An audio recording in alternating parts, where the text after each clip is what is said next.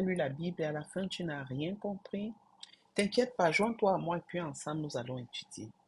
Bienvenue sur ma chaîne, l'Évangile de Dieu avec Clarisse. Je m'appelle Clarisse et ensemble dans cette émission, j'aimerais que nous étudions la parole de Dieu, verset par verset. J'ai remarqué qu'il y a tellement de vidéos sur l'étude biblique en anglais et on n'a presque rien en français. Alors le Seigneur m'a mis en cœur de créer cette chaîne pour former une communauté francophone pour l'étude biblique en français. Alors, j'aimerais que nous commencions par le Nouveau Testament. Mais tout d'abord, il faut connaître, savoir que de l'Ancien Testament, du dernier livre de l'Ancien Testament qui est Malachie, jusqu'au premier livre du Nouveau Testament qui est Matthieu que nous allons étudier, que nous allons commencer à étudier. Il y a 400 années qui sont passées, 400 années de silence où Dieu n'a pas parlé. Donc, il y avait un écart de 400 ans. Okay? Maintenant, le sujet principal dans les évangiles, en fait, il y a 4 évangiles. Et l'évangile de Matthieu, Marc, Luc et Jean. Et le sujet principal dans ces évangiles, c'est le Messie.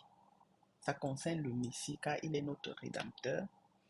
Et sans rédemption, on n'a pas de relation avec Dieu. Sans rédemption, on n'a pas d'espérance. Donc, sans rédemption, nous ne sommes rien.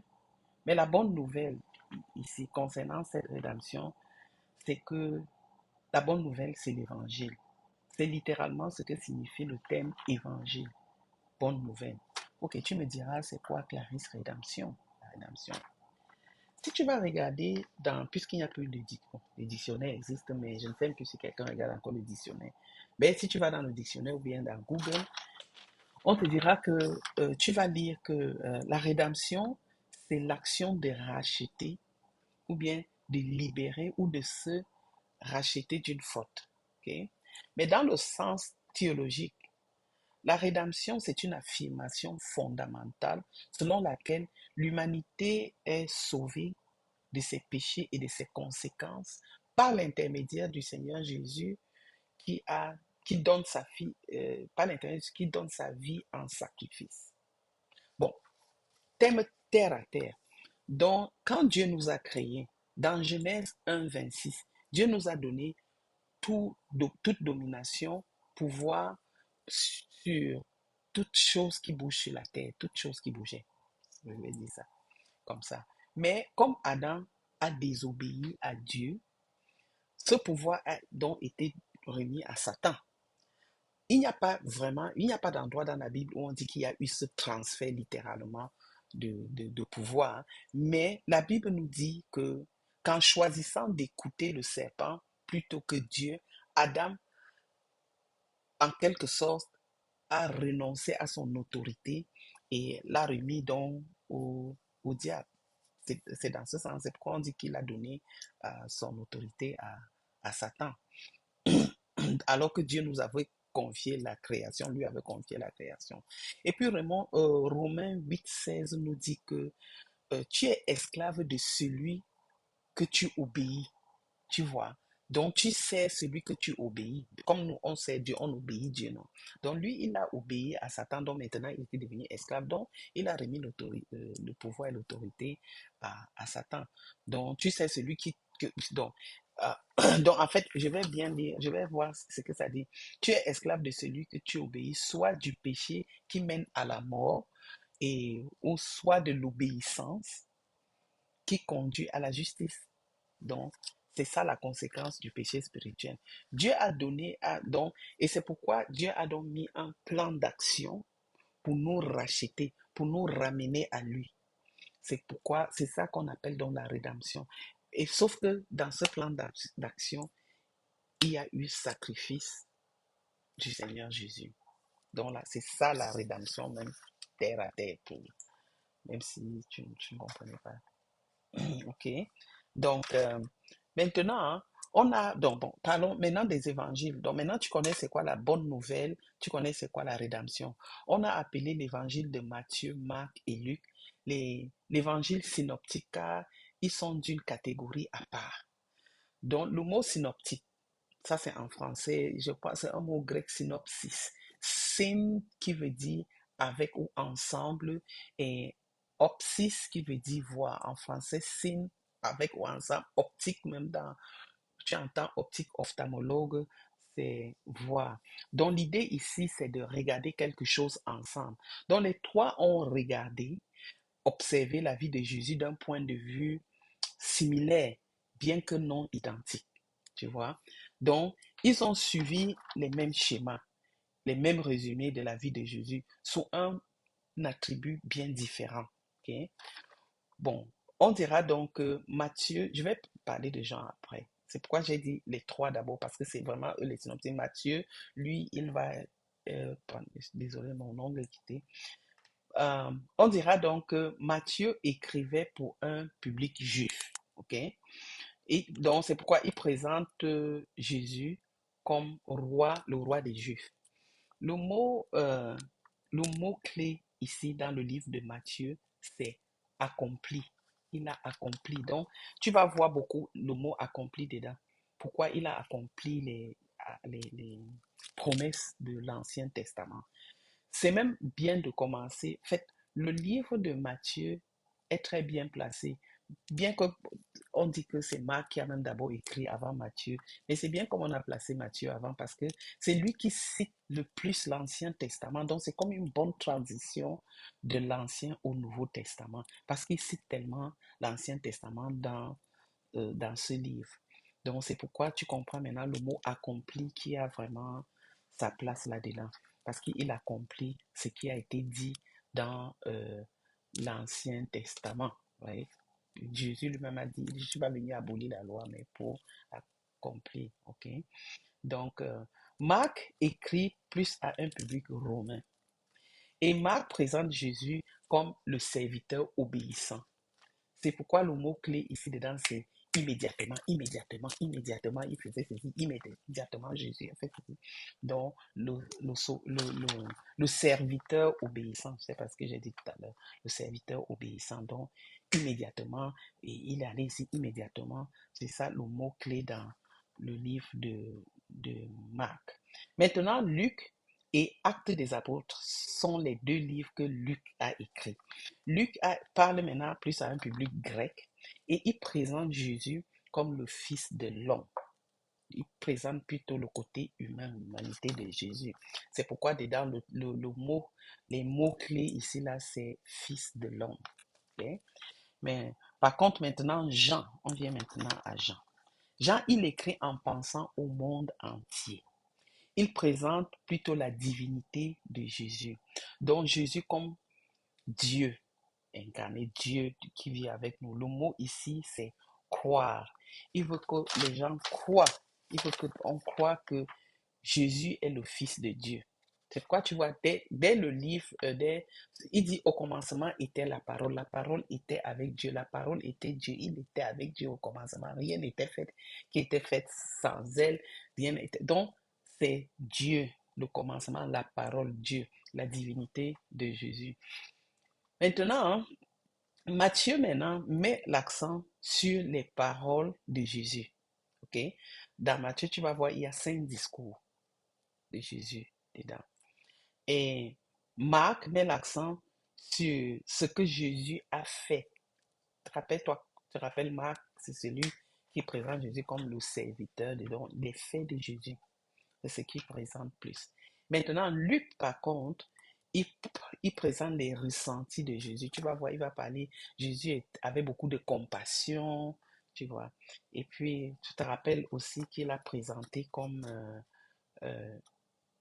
l'humain, Jésus, le côté, le fils de l'homme. Donc, il montre son côté humain, sa compassion, ses émotions et tout. Jean parle, bon, maintenant, Jean parle de qui il était. Tu as vu, au commencement était la parole était avec donc Dieu. Il parle de qui il était. Donc, il était Dieu. Ok? Matthieu est un juif. Bon, la personne de Matthieu, je pense que j'ai encore trop de comparaisons à faire ici. Matthieu était un jeune juif, l'un des disciples des 12 disciples de Jésus. Il était un collecteur d'impôts. ce qui ne plaisait pas trop aux Juifs. Il présente Jésus comme l'accomplissement de toutes les promesses faites au royaume, à David, et des promesses de l'alliance qui avait été faite à Abraham. Tu vois? Il présente, je regarde mes notes. Si vous me voyez regarder comme ça, c'est que je regarde aussi mes notes. Il présente Jésus aussi comme un enseignant. On revient à ces 5 discours. Il y a 5 discours dans son livre qui sont considérés comme un manuel de formation pour les disciples et pour nous autres, les chrétiens. Okay? Donc, Matthieu commence par la généalogie de Jésus, ainsi que Luc. Les 2 livres-là, ils commencent par la généalogie. Sauf que Matthieu trace la lignée terrestre de Jésus à travers Joseph, alors que Luc trace la lignée terrestre de Jésus à travers Marie, sa mère. Rappelons-nous surtout que Joseph n'est pas le père biologique de Jésus. Donc, Matthieu donne sa lignée légale, la lignée légale de Jésus, alors que, parce qu'il était présumé qu'il était le fils de Joseph, n'est-ce pas? Donc Joseph l'a adopté. Bon, maintenant, Luc nous montre plutôt la lignée par le sang à travers Marie. Tu vois? Ok.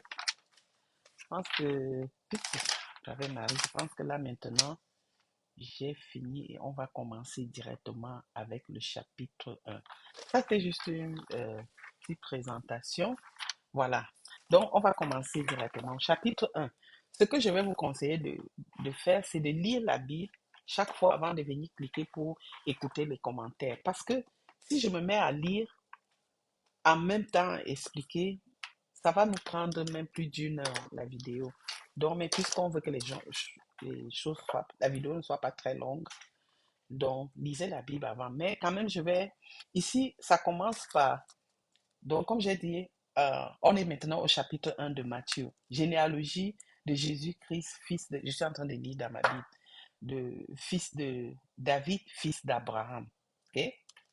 Juste déjà là, dès le commencement là, on va pas mis un truc à la page.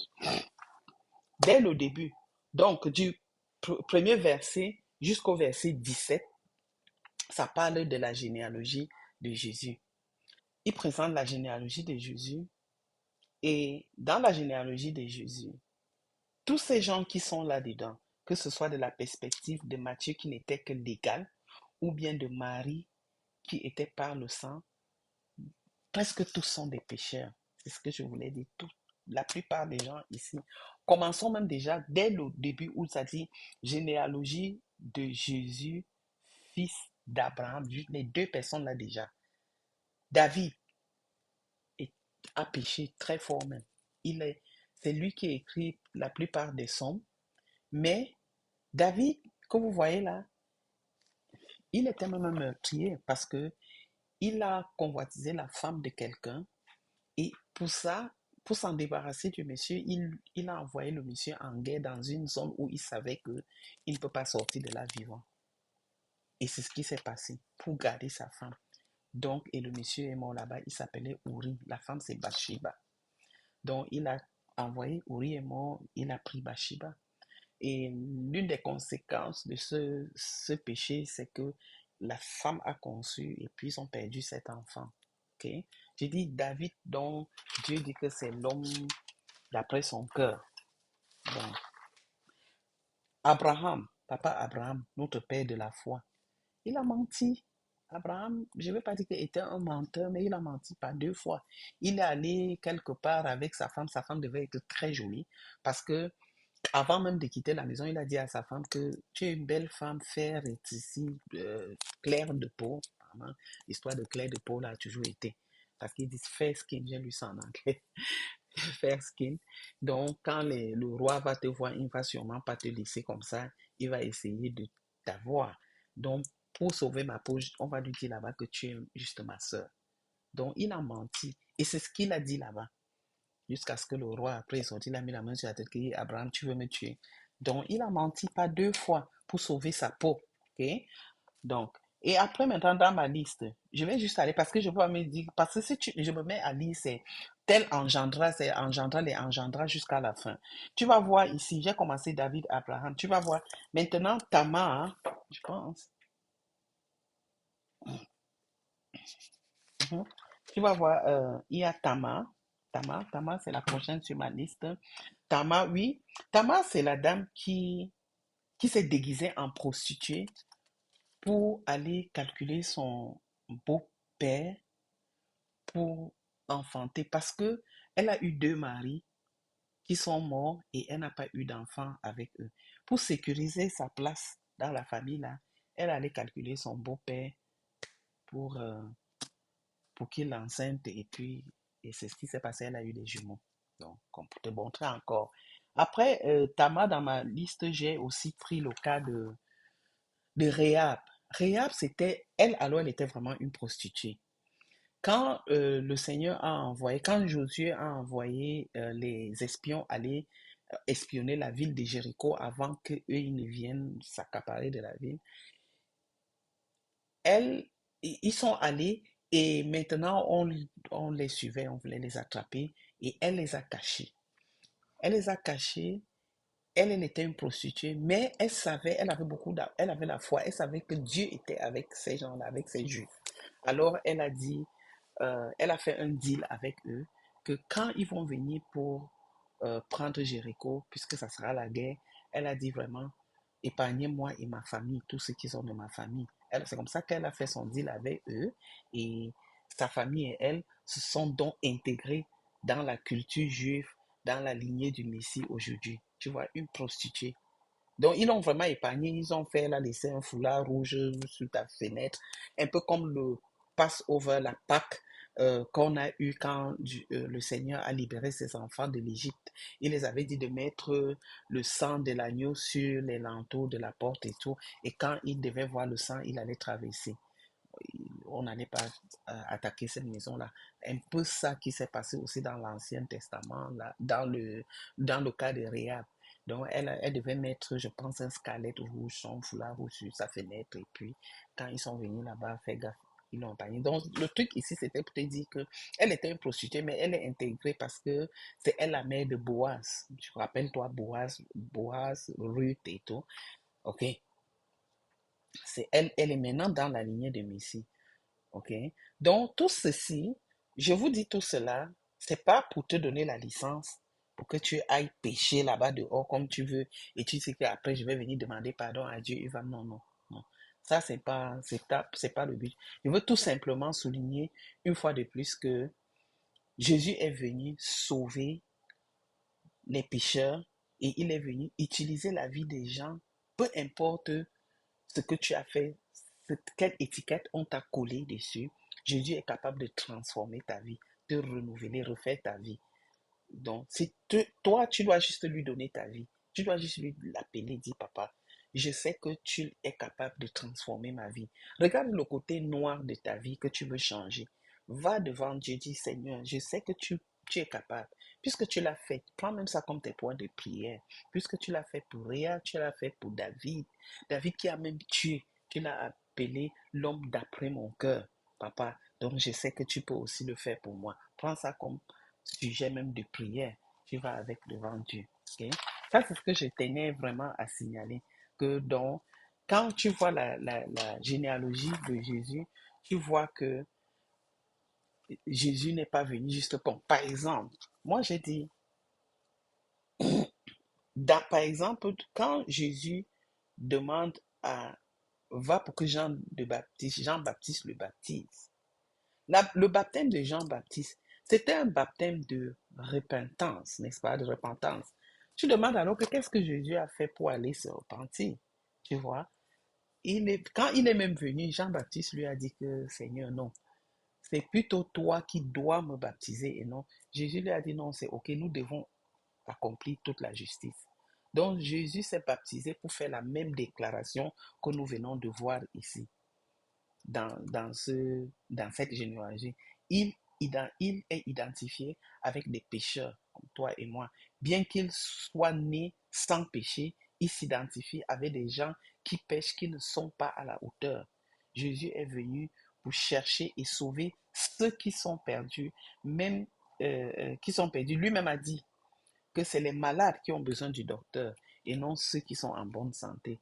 Donc les gens qui disent qu'ils veulent fixer leur vie, faire ceci avant de venir à l'église, j'ai encore des péchés à faire là. Non, non, non. Au contraire, c'est avec ta saleté là que tu dois venir même voir Jésus pour pour qu'il change cette saleté parce que tu n'es même pas capable de te transformer toi-même.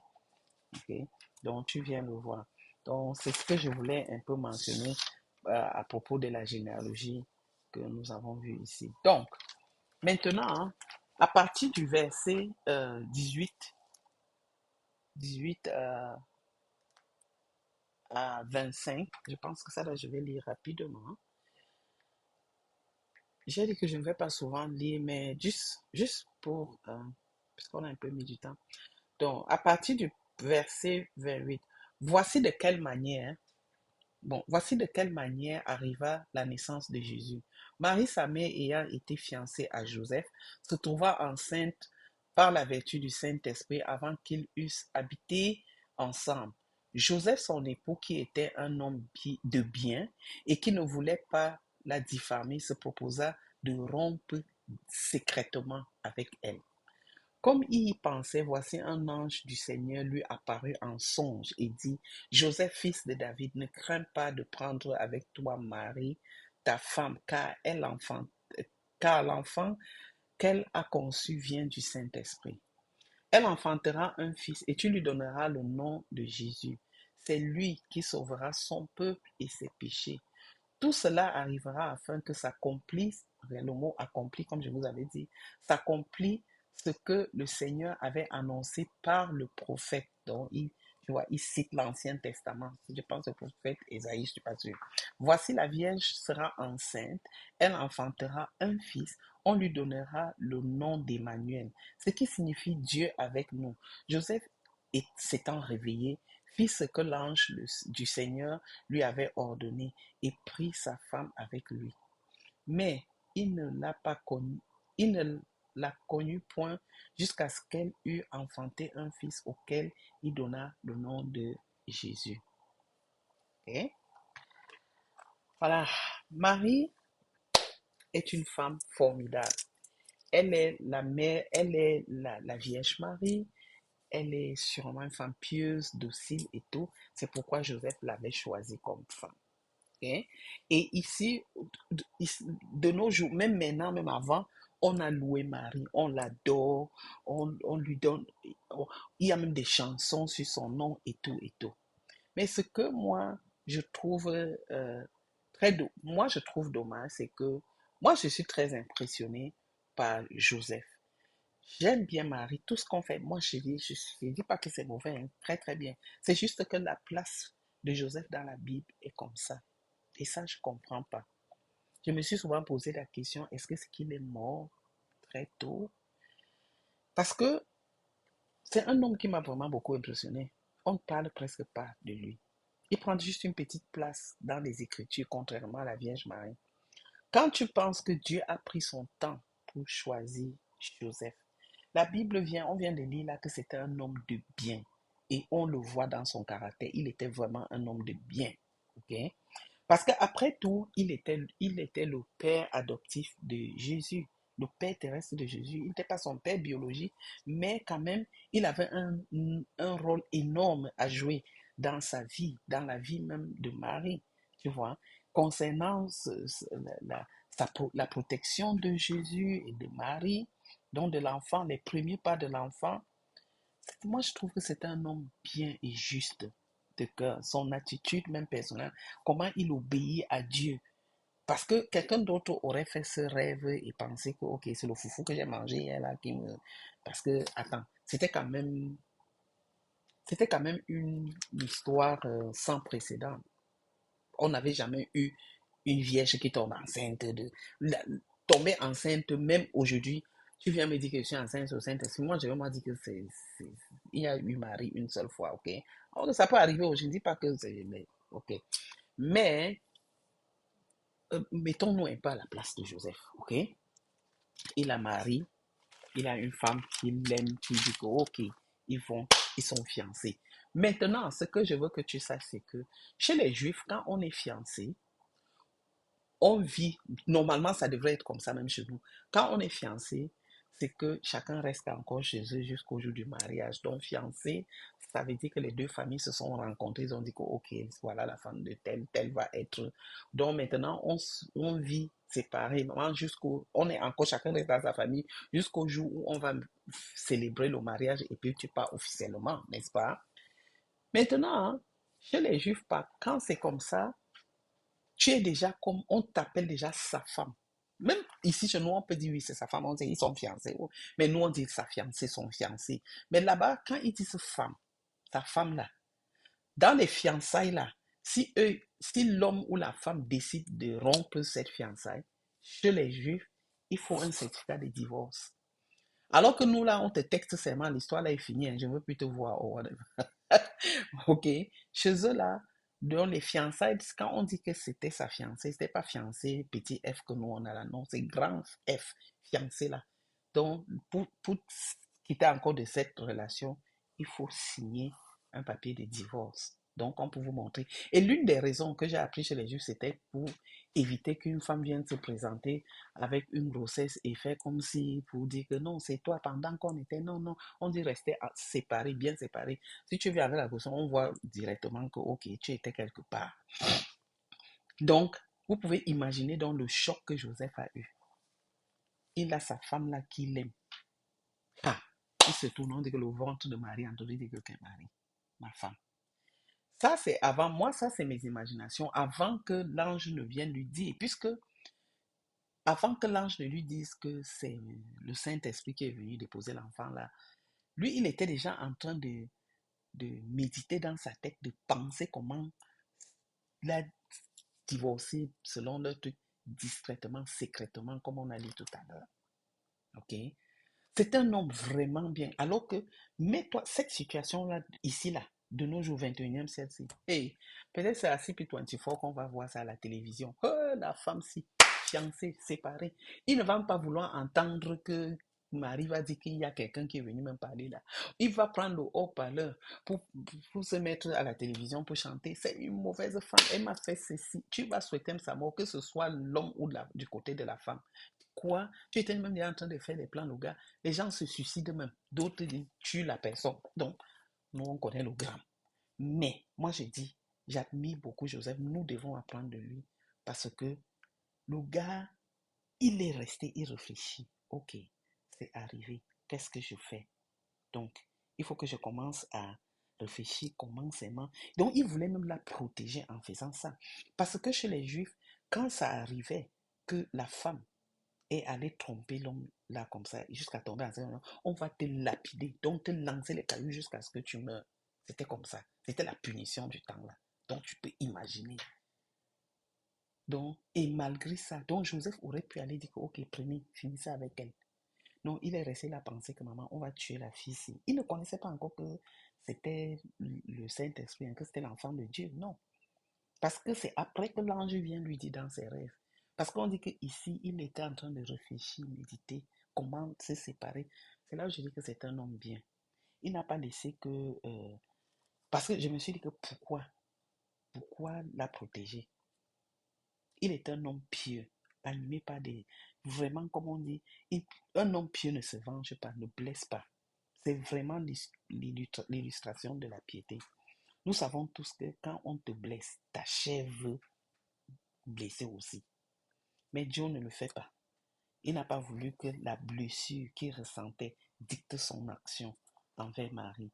La question que je te pose aujourd'hui, qu'est-ce que toi tu aurais fait? Qu'est-ce que toi tu aurais fait? Qu'est-ce que moi-même, je me pose à moi-même la question, qu'est-ce que j'aurais fait? C'est difficile. Okay? Donc, on peut vraiment beaucoup apprendre. Il réalise que Marie est innocente quand maintenant l'ange vient lui dire que voilà, c'est comme ça et tu dois la prendre pour femme. Maintenant, une autre chose aussi que je veux que tu comprennes, c'est que quand bien même il décide de la prendre pour femme, même là, il y a un problème. Parce que ça veut dire que pendant le temps d'abstinence, là, il y a eu acte sexuel entre eux. Alors la société devait assumer que Joe a participé à cet acte immoral. Qu'est-ce que ça devait aussi lui coûter dans la société? Ne pense pas qu'il allait partir partout expliquer que vous savez, non, c'est l'enfant de Dieu, machin, truc. Il y a des gens que les situations comme ça arrivent, ils prennent l'information, ils ne veulent même pas savoir les explications que tu vas donner, et puis leur conclusion, ils rentrent avec. Tu vois? Donc vraiment, que ce soit de l'un ou de l'autre côté, Joseph, si c'est quelqu'un qu'on devrait apprécier, il devrait avoir des chansons sur lui aussi. Ok? Joe devrait le savoir. Déjà que Joe accepte même quand l'ange vient lui parler, parce que l'ange vient lui parler dans le rêve. Hein. Il pouvait se réveiller comme ça, dire que non, j'ai trop bu hier soir. Bon, ok, peut-être eux, ils ne buvaient pas. J'ai trop mangé le foufou, si c'est un Africain. J'ai trop mangé le foufou hier. C'est ça qui me fait, comme on dit ici, tu as mangé la pizza, c'est le rêve de la pizza. Parce que, comme j'ai dit tantôt, c'était une situation sans précédent. Donc, pour qu'il croit, il sait que non. Voilà, moi, son histoire, lui, m'impressionne. L'histoire dans ça, à part de la généalogie que j'ai vu, des gens sales, des gens avec des péchés sur eux que le Seigneur Jésus a transformés. C'est la deuxième chose qui me marque beaucoup dans ce chapitre 1, le caractère de Joseph. Donc, il y a quelque chose à sacrifier, même si... Et puis, Joe même, il pouvait même perdre son business, sa réputation, tout ça, à cause de ce qui s'est passé là. Et nous avons vu comment il a souffert avec Marie, l'a porté aller là-bas, le roi veut tuer, il a beaucoup travaillé là-dedans. Okay? Donc, cela ne devrait pas être facile de prendre cette décision de rester avec Marie, ni de se séparer discrètement aussi. Donc, Dieu a décidé d'éviter de prendre une décision émotionnelle, car elle entraîne généralement des conséquences désastreuses. N'est-ce pas? Donc maintenant, en fait, ça c'est un petit c'est pas long, ce chapitre, c'est juste un petit chapitre. Et puis du verset 21 à 23, verset 21, elle enfantera un fils, tu lui donneras le nom de Jésus. Et oui, Jésus qui veut dire sauveur. Chez les Juifs, les noms ont une signification. Donc quand on te donne un nom, c'est vraiment ce que tu es, ce que tu vas devenir. Donc Jésus, c'était sauveur, n'est-ce pas? Et tu lui donneras le nom de Jésus. Au verset 23, il y a Emmanuel. Ok. Voici encore un autre nom. Ici, tu lui donnes le nom d'Emmanuel. Emmanuel, quand je regarde en hébreu, im veut dire avec nous, N-U, nous, c'est nous, et E-L, c'est Dieu. Donc, avec nous, Dieu, Dieu avec nous, Emmanuel, ok? Il est tout simplement lié au fait qu'Emmanuel soit une affirmation. Mhm. On ne sait pas que c'est le dernier nom de Jésus et tout, une affirmation de la divinité de Jésus Christ. Donc, chaque fois que nous disons Jésus, Fils de Dieu, né de la Vierge Marie, venu comme un homme, nous le déclarons Emmanuel. Okay? Nous disons de manière très réelle que Dieu est avec nous. Et c'est ça que la prophétie de Ésaïe 7,14 parle. Ça montre Jésus étant complètement homme et Dieu en même temps. Donc, Emmanuel. Okay? Dieu obéit la parole de Dieu au verset 24. Il y a aussi le verset 25 qui m'a aussi fait dire que de plus en plus j'admire Joseph. Au verset 25, il ne l'a pas touché jusqu'à la naissance. Tu vis avec une femme dans la maison qui est supposée être ta femme. Elle est enceinte. Papa, il n'avait pas les envies sexuelles comme les hommes ont souvent là. Non, il a respecté tout ceci. C'est, c'est un homme pour moi. Chapeau. Voilà, j'ai encore respecté ce Joseph quand j'ai lu cela plusieurs fois. C'était tout pour le premier chapitre de... J'espère que nous avons quand même appris quelque chose. Et au début de cette vidéo, vous vous rappelez que je vous ai dit que sans rédemption, on ne peut pas avoir de relation avec Dieu. La mission de Jésus ici, comme son nom l'a indiqué, c'est de sauver les gens. Il n'y a personne d'autre sous le ciel qui a reçu cette mission. Il est le Fils de Dieu. Il est notre Rédempteur. Par conséquent, si tu ne l'as pas reçu dans ta vie, tu ne peux pas avoir l'espérance, tu ne peux pas avoir une relation avec Dieu. Alors, Romains 10, verset 9 dit que si tu confesses de ta bouche le Seigneur Jésus et si tu crois dans ton cœur que Dieu l'a ressuscité des morts, tu seras sauvé. Alors, je vais te poser la question de savoir, est-ce que tu as jamais invité le Seigneur dans ton cœur? Est-ce que tu as jamais appelé Jésus de venir être ton sauveur personnel? Sinon, je te donne la chance de le faire maintenant même. J'aimerais que, si tu veux, répète donc cette prière avec moi. Mais répète-le parce que tu le crois vraiment. Ok? Alors dis, Seigneur Jésus, je sais que je suis pécheur. Je te demande pardon pour mes péchés. Je crois que tu es mort pour moi et le troisième jour tu es ressuscité des morts. Viens dans mon cœur, Seigneur Jésus. Sois mon sauveur personnel et aide-moi à vivre une vie qui te soit agréable au nom de Jésus-Christ. Car je crois que tu es venu et tu es vraiment mort et le troisième jour tu es ressuscité des morts. Ta parole dit que si je confesse cela de ma bouche, je serai sauvé. Alors Seigneur, je te dis merci de m'avoir sauvé. Au nom de Jésus-Christ, j'ai prié. Amen. Alléluia. Bienvenue dans la famille de Dieu. Bienvenue mon frère ou ma soeur en Christ, celui qui vient de confesser le Seigneur Jésus. Vous savez, la parole de Dieu dit que pour l'âme qui est sauvée, une âme qui est sauvée, il y a la fête. Et les anges jubilent. Ok? Alors, moi-même, je suis très contente. Je te dis bienvenue et marche dans le Seigneur. Merci de m'avoir écouté. Merci d'avoir pris votre temps. Si vous avez aimé la vidéo, vous pouvez mettre un pouce pour aimer et puis même souscrire sur ma chaîne. J'espère qu'on va vraiment former une grande communauté francophone pour étudier la parole ensemble. Merci et pour la prochaine vidéo, donc, lisez donc le chapitre 2 parce que nous venons de lire le chapitre 1. On va aller ainsi de suite jusqu'à ce qu'on va finir le Nouveau Testament et on ira dans l'Ancien Testament. Okay? Merci beaucoup de m'avoir suivi et je vous souhaite une bonne soirée ou une bonne journée là où vous regardez. Merci. Shalom, Clarisse.